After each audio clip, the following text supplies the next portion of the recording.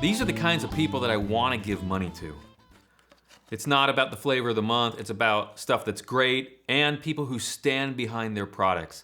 Now I hope I'm saying this fellow's name correctly. This is the BSM Treble Booster. You'll see that it's currently taken apart. I'm going to tell you why in a moment. I think it's Burned Miser over in Germany. I paid full price for this pedal probably 20 years ago, at least, and I loved it dearly. And it's based on the Dallas Rangemaster circuit. But the reason it's taken apart and the reason that I want to give a shout out to Burned is because he stands behind his stuff. And it's a promise to you also that as long as this channel exists, I'm not going to do the sponsorship game.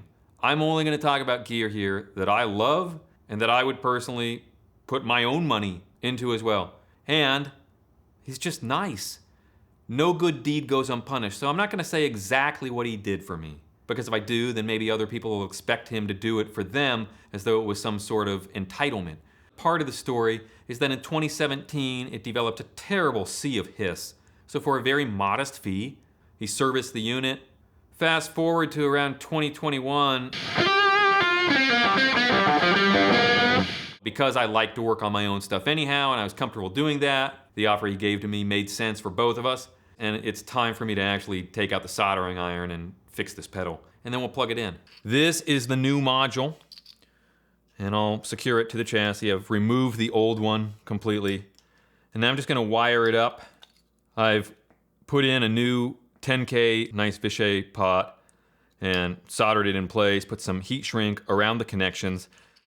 I had to splice the yellow wire, and I didn't have any yellow wire here in the house, so I just had to use some equivalent wire that was in a red insulation. But yellow is going to yellow, brown is going to brown, everything is okay. Now I'll take the wire I prepared and tinned, and I will secure it here mechanically, because solder is not glue. Jimi Hendrix. Let me stand next to your fire.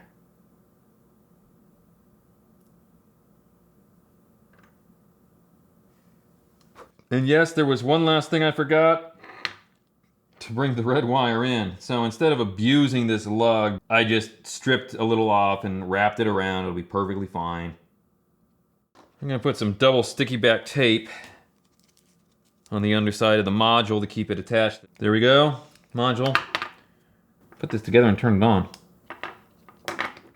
First I'm gonna give you what you want, then I'm gonna give you what you need. Straight away, here's the guitar, dry into the amp, set pretty low. Amp is not cranking, it's set to clean operation.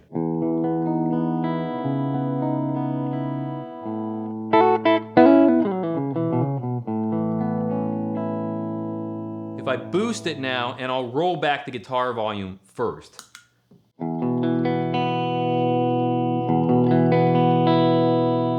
Switch to the bridge pickup, because we're about to get rock and roll.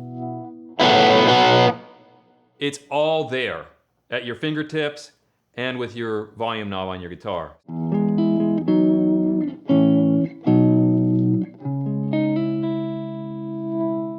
Hitting the front of the amp harder.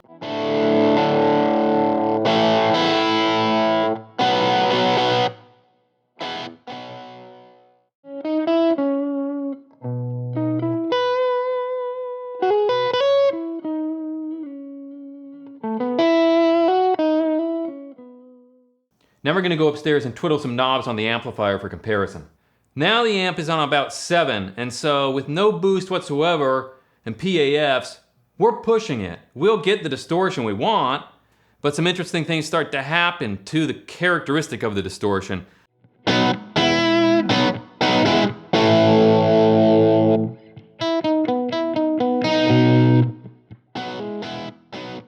bottom end just feels a little loose to me. I mean, the amp sounds great, but in terms of the frequency spectrum, I'm not quite getting everything I want.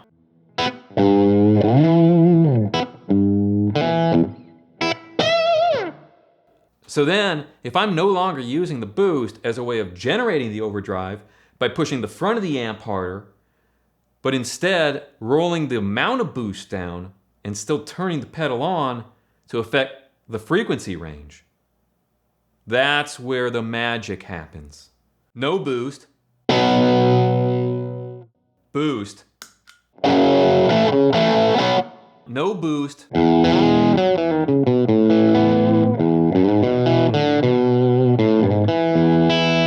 Now turn on the boost. Now can you still clean it up? Well, about as much as you could if you had no boost. The amount of clean that I'm gonna get from an amp that's cranked, with PAFs in particular, I mean, I'm gonna have to lower that quite a ways, or have a really good touch, like I've talked about in other videos.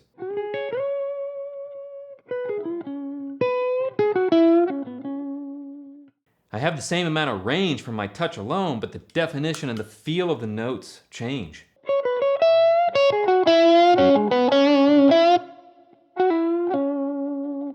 And another thing that's interesting is that even when I'm really pushing the amp and I'm boosting, I'm getting all that drive, there's definition when I play chords. I can roll back the volume knob and clean it up to various shades of crunch.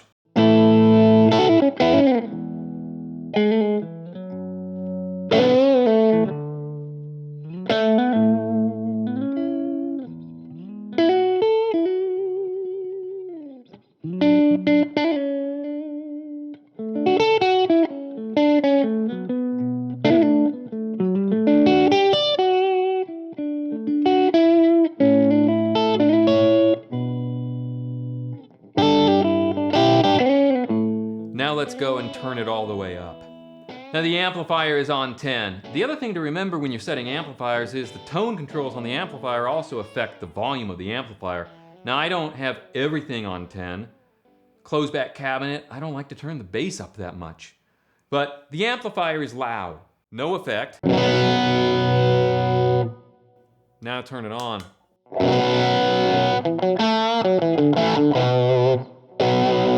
That's nice and tight.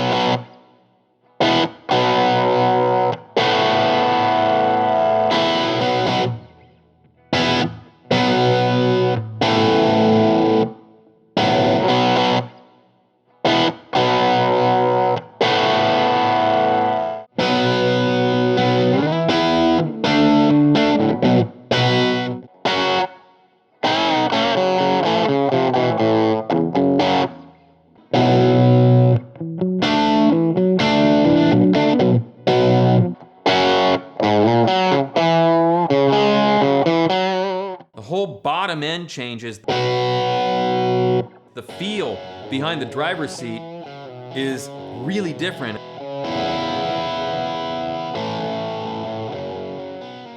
And I like it a lot more.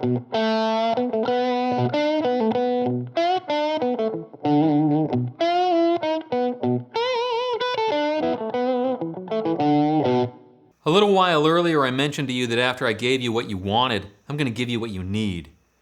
And the reality is that without making music, none of this stuff matters.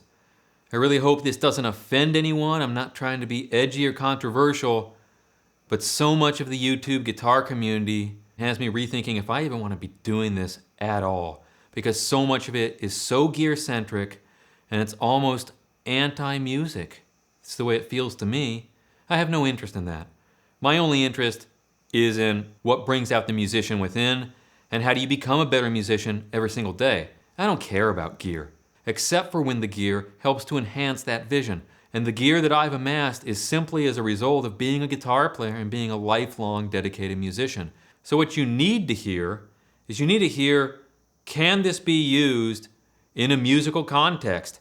And we're gonna be starting from a really good reference point, because that way we can hear, does this pedal bring out the best in everything? We're gonna get out of the way of the gear. First, I'll go ahead and use that gold top loaded with PAFs. Then I'm gonna pick up a virtually all original 1958 Strat.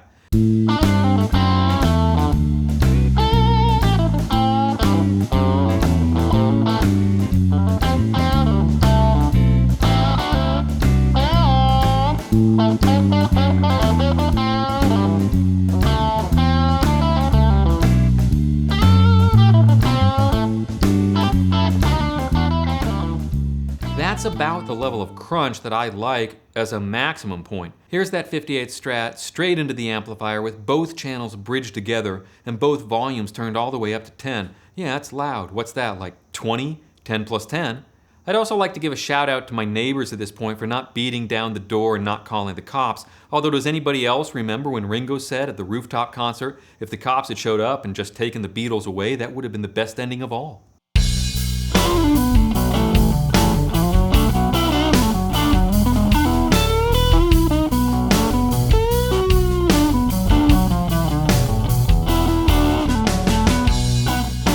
I've set the amplifier back now to a modest 8. That's a nice casual living room level. You could be having tea with your beloved going, isn't this a wonderful, pretty sounding guitar amp on 8? And I'll be using the pedal. I've got a lot bigger range from clean to dirty. And bear in mind, I'm not really much of a pedal guy.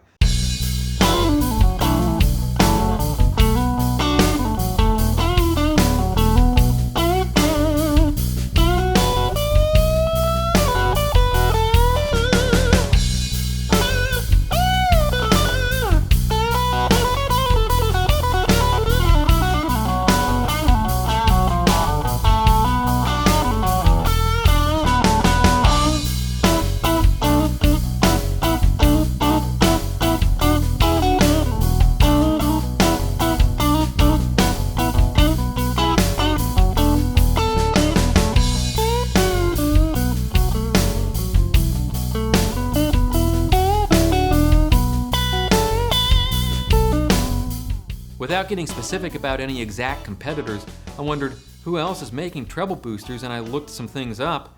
I found one company that seemingly has everything you would want in place as far as advertising and doing business. They've got the YouTube presence, they've got some platforms and various podcasts and things like that, and they're in the center of a major hub. I listened to the pedal. Not even close. This is not going to substitute for talent. You're going to have to do something with it. It's not going to be something that's just a pretty bell and whistle where you're going to hook your guitar up to it and all of a sudden, in the words of college rock band White Noise, you sound like a rock god. So there it is. That's the value of a really good treble booster and some reasons that you might want to use one. This is a great tool. You can get in touch. It's BSM Electronics. His website is treblebooster.net. He's got information there about where to get them, how to get them. You can get them in the States. I don't know who his current dealers are, but he was really good to me. This goes back 20 years, like I said at the start of this video. I loved this pedal then. I didn't even get in touch with him at all till 2017. He stands behind his products. I can say that from personal experience. I neglected to mention this at the beginning, but this began life as a Model RM, and what we just upgraded it to a few moments ago when we soldered things in is it's now the RM recording unit. Really great sounding pedal, highly recommended. And until the next time, keep at it, keep enjoying the guitar.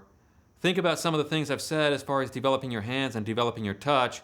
You can do that with or without gear, but when you plug in through your favorite gear, having that foundation will make things even better. And I'll see you again in the next video.